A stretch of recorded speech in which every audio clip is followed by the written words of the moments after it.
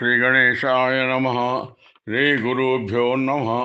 త్రిగుణాకారం త్రివదనరూపం సకామధేనుం యోగీశం విభూతికాయం రుద్రాక్షమయం చతుష్వానసహితగమనం వందే దత్తం సకల సంకటహరం అఖిలచరాచరం చ శుభంకరం. వక్రబుద్ధి వినాశాయ విశ్వజ్ఞాన సంచాలక నిశ్చల భక్తి కురు హే దత్త సర్వకార్యేషు రక్షదా. వృద్ధాప్యము శాపమా దైవ కటాక్షమా? ఇది మనకు తెలవాలి. వృద్ధాప్యం అనేది మనిషికి భగవంతుడు కేటాయించిన ఒక వరప్రసాద దశ. మన జీవితమును బాల్యము, కౌమారము, యవ్వనము, వార్ధక్యము అని 4 దశలుగా విభజించబడి మొదటి 2 దశలలో ఆడుతూ పాడుతూ విద్యాభ్యాసంలో పూర్తి చేస్తూ యవ్వన దశలో ప్రవేశించిన తర్వాత వృద్ధాప్య దశ వరకు కాల వ్యవధి అధికంగా కేటాయించబడినందువలన గృహస్థాశ్రమం స్వీకరించి, అనగా పెళ్లి జరగడం, సంతానం కలగడం, వారి చదువులు, ఉద్యోగాలు మరియు వారి పెళ్లిళ్ళు, బంధువులు, బాంధవ్యాలు, కష్టాలు, సుఖాలు మొదలగు సంసార సంగ్రామం లోపల కష్టాలు, నష్టాలు అనుభవిస్తూ ఎటువంటి భారము అనుకోకుండా మనమరాళ్ళు మనమలతో పుట్టే వరకు ఎంతో ఆనందంగా, ఉత్సాహంతో మనసుపై ఎన్ని బాధలైనా భరిస్తూ గడిపేస్తాము. ఏదో మన పరిధిలో ఉండటానికి ఇల్లు, భోజనము, బట్టలకు కరువు లేకుండా పిల్లలను సంతోషపెడుతూ, వారిని కూడా మనలను చూస్తూ సంతోషపడుతూ కాలం గడుపుతుంటే చివరి దశలోకి మనము అడుగు పెడతాం. అంటే మనిషికి మనసుకి దొరికేది విశ్రాంతి దశ, అదే ప్రశాంత దశ. ఈ వృద్ధాప్య దశ అనేటువంటిది ఏ పనులు, బాధ్యతలు, భారములు ఉండవు. జరిగిపోయిన కాలము నెమరు వేసుకున్నప్పటికీ ఎటువంటి భయములు లేకుండా ఆ దశలు గడిపినామో అంతకంటే ఎక్కువ ఉల్లాసంతో, కేరింతలతో గడపాలి. ఎలాగంటే స్కూల్ పిల్లలు వర్షాకాలం నుండి ఎండాకాలం వరకు బడికి వెళ్తూ మధ్య మధ్యలో పరీక్షలు ఎదుర్కొంటూ చివరి పరీక్ష వరకు చదువుతూ పోరాటం చేసి పై తరగతులకు చేరు మార్గమును చేసుకుంటారు. ఆ తర్వాత కష్టపడి వేసవి సెలవులు రాగానే ఎంత సంబరపడతారో, తాత ముత్తాతల ఇళ్ళకు వెళ్తూ సమయం అనేది ధ్యాస లేకుండా ఉత్సాహంతో సెలవులు గడిపేస్తారో అంత ఆనందమును వృద్ధాప్యంలో మనం పొందుకుంటూ గడపవలసిందని ఆ దశను దేవుడు మనకు కేటాయించాడు. భయపడకుండా, కృంగిపోకుండా, నిరాశ నిస్పృహలతో ఉండకుండా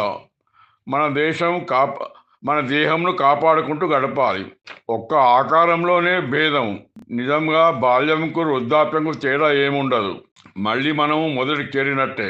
బాల్యంలో పిల్లలకు ఎన్నో ఆట వస్తువులు ఏడవకుండా ఉండటానికి వానికి కొని ముందు పడేసినట్టు, చింతలు లేకుండా వాడు ఆడుకున్నట్లు మనం కూడా భగవంతుడు ఇచ్చినటువంటి వృద్ధాప్య దశలో పిచ్చి ఆలోచనలకు చావివ్వకుండా ఉండటానికి, నిరంతరము అతని ధ్యాసలో గడపడానికి, ఏ ఏడుపులు లేకుండా చేసుకునడానికి అన్నట్టుగా భగవన్నామ జపాలు, భక్తుల గ్రంథాలు, స్తోత్రాలు, లీలల గానాలు, సనాతన పురాణ గ్రంథ పఠనాలు, ఇట్లా ఎన్నో వస్తువులు మనకు భగవంతుడిచ్చి చివరి దశలో పుణ్యంను సంపాదించే ఏర్పాట్లను కూడా తాను మనుషులకు ఏర్పరిచినాడు.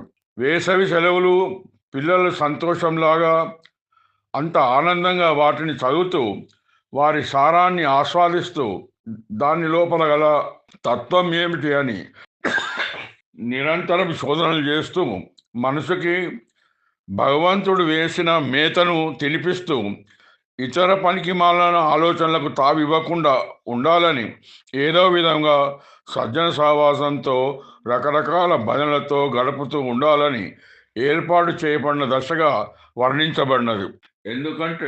ఎందుకంటే ఇంతకుముందు దశలో భగవంతుని కొరకు కేటాయించే ఓపిక, సమయం ఉండదు కాబట్టి దేవుడు ఆలోచించి ఈ దశను ప్రత్యేకంగా మన పుణ్యము సంపాదించుటకై జరిగిపోయిన దశలో పాపకార్యాలు ఘటించినవి ఏవైనా ఉన్నప్పటికీ వాటిని నిర్మూలనకై అవకాశం ఇచ్చిన వాడెంత అతడు భగవంతుడు కారుణ్యమూర్తితో మనం తెలుసుకోవాలి.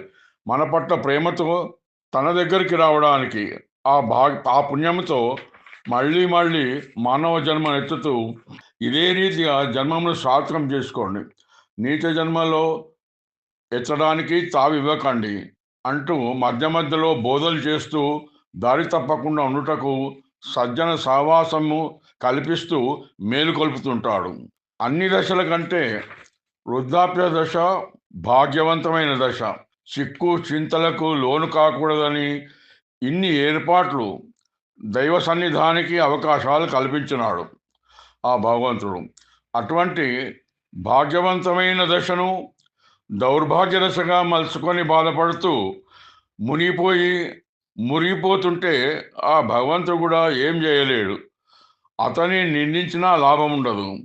పైగా పాపమును మూట కట్టుకుంటే వయస్సు 70 దాటినా ఆరోగ్య బ్రతుకున్నామంటే ఆ దేవుడు కరుణతో అవకాశం ఇస్తూ తరించమని చెప్పినట్టే లెక్క. ఎన్నో గ్రంథాలు జ్ఞానార్జనకు ఉన్నాయి. సనాతన సాంప్రదాయంలో కిటుకులు పలు రహస్యాలపై మన మనసును భక్తి విశేషత పెంచుతూ సదా బుద్ధిని మననం చేత మనసును మదనం చేత చిరుగుతున్నట్లయితే మజ్జిగ వెన్ని నెయ్యిలాగా ఎన్ని భగవంతుని యొక్క ప్రకృతి యొక్క రహస్యాలను మార్గాలను మనం పొందగలం. ఇదే ఈ వైభవ దశ. ఎంతసేపు పిల్లలు వారితోటే ఆటలు పాటలు దేశ విదేశాలు తిరుగుతూ గడిపేస్తూ ఉంటే మన ఆయువు ఊరుకోదు కదా, అది తరుగుతూనే ఉంటుంది. ఎప్పుడు ఊడగొడుతుందో తెలియని దశ కదా, దాన్ని దృష్టిలో పెట్టుకొని మసలాలి మనం. దైవభావాన్లే సదా సర్వదా అందరికీ పెట్టని కోటగా మారి క్రింది తరం వరకు రక్షణ కవచంగా ఉంటుంది. వారికి మనము మేలు చేసిన వారం అవుతాము. మగ్గిడి వినాయక లలిత దంపతులం మేము ఎంతో అదృష్టవంతులము. చిక్కుచింతలు లేకుండా నీరసించడం కానీ కృంగిపోవడం కానీ ఏ భారము లేకుండా వృద్ధాప్య దశ వైభవను దేదీప్యమానంగా 20 సంవత్సరాల నుండి నిరాటంకంగా భగవతామృతంను రెట్టింపుగా గ్రోలుతూ సంతోష ఆనందాలను ఇతరులకు పంచుతూ అదరు బెదరు లేకుండా ఆ దత్త కరుణ కవచ కటాక్షముచే రోగాల నొప్పులు బారిన పడకుండా కాపాడబడి ఆయురారోగ్యములతో ఆ దైవానికి దేహంలను అంకితం చేశాం. దేహ శిథిలమైనను మా మనసు అతి దృఢం, ఆ మనసులోని సంకల్పం మరీ బలిష్టం. మనసులోని చివరికి మనసుతో సంకల్పం కలిసిపోయి గురుకృపచే తొలగిపోవు ఆ చిక్కులన్నీ. ఈ విధంగా మనం దాన్ని ఆశయంగా చేసుకుంటూ పోవాలి.